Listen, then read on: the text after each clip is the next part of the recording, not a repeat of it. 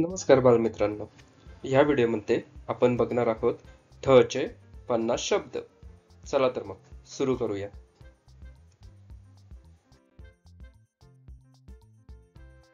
ठग, ठसा, ठाणे, ठराव, ठाई, ठाम, ठार, ठाव, ठीक, ठुशी,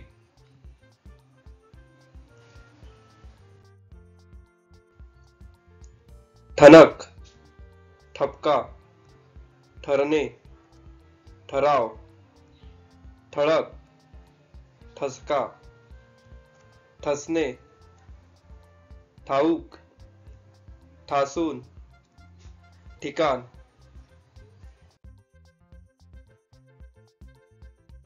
ठिगळ, ठिणगी, ठिसूळ, ठेंगणा, ठेचणे, ठेवणे, ठोकर, ठोकणे, ठोकळा, ठुमकणे,